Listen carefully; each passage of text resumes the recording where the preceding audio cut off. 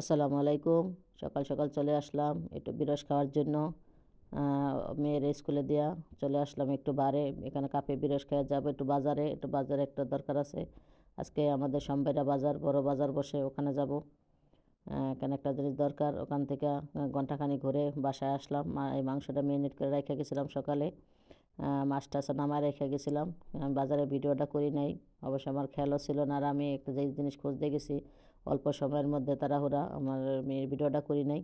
তা আইসা রান্না করব, তাড়াহুড়া লেগে গেছে। দুপুরে আবার আমার বোনে বেনিস থেকে আসবো, পাশের শহর থেকে। এখন রান্না চড়াই দিচ্ছি, ছেলেরা বললাম তুমি ওটা সাহায্য করো। ওর বাবা আইসা আবার গাড়ি দিতে গেছে বাইরে। তো মাংসটা মেরিনেট করে রেখে গেছিলাম, ওরা বললাম তুমি একটু ভাজো, ভাজা এই মশলাটা দিয়ে, আমি মশলাটা দিয়ে দিলাম, তুমি এগুলো একটু রান্না করো। ওই দেখেন না, নাড়তেও ভয় পাইতেছে। যাক, তারপর আলহামদুলিল্লাহ পারে। ওই কিন্তু মাংসটা রান্না করছে।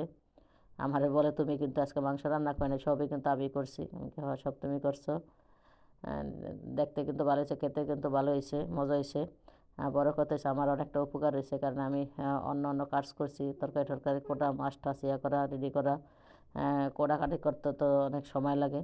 আমি, আমার বোনে বলছে জাল কিছু পাতারি করতে, মানে আইসা খাইব জানি করে। আমি মূলা পাতারি করবো পোয়া মাছ দিয়া। এই যে আমি সেগুলো কাটলাম, সিদ্ধ করলাম, ও এদিকে মাংসটা রান্না করলো। এটা আমার জন্য অনেক উপকার। প্রত্যেকটা ছেলে মেয়েরই উচিত বাবা মার সাথে সাহায্য করা। আমার মেয়ে নাই, যদি ও স্কুলে ও থাকলে হয়তো করে কিছু সাহায্য করতো। নেড়ে ছেড়ে আমি ভালো করে কষায় পানি দিয়ে দিব, কারণ আমরা আবার জানি করলে আমরা মাংস টাংস দিয়ে ভাত খেতে পারি না। ওদিকে একটু ডাল রান্না করে নিলাম, ডালটা বাগার দিয়ে দিব। মূলা পাতুরি হয়ে গেছে।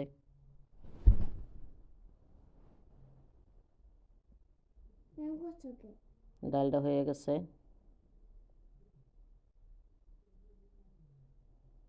কারণ আমি অল্প করে ডাল রান্না করছি, ডাল আমার আরও আছে কালকের। ডাল বেশি একটা খাওয়া যায় না। মেয়েরা ভাত খাওয়া, আবার একটু ভাজি করলাম। এখানে একটু সিম, আলু, কপি, সব কিছু, লাউ চোকলা আছে একটু, পাঁচমিশালি দিয়া, পেঁয়াজ পাতা দিয়ে একটু ভাজি করলাম। ট্যাংরা মাছ নামায় রেখে গেছিলাম, কিন্তু সময়ের কারণে রান্না করতে হয়নি। রাত্রে রান্না করে দিব। ধনিয়া পাতা দিয়ে আমার ভাজিটা হয়ে গেছে।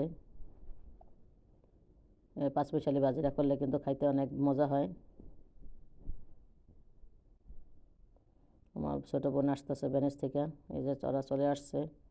হচ্ছে আমার ছোটো বাইগনা, ওইটা হলো আমার বড় বাইগনা। এতক্ষণ সাথে থাকার জন্য সবাইকে আজকের মতো এখানে বিদায়। আল্লাহ হাফেজ।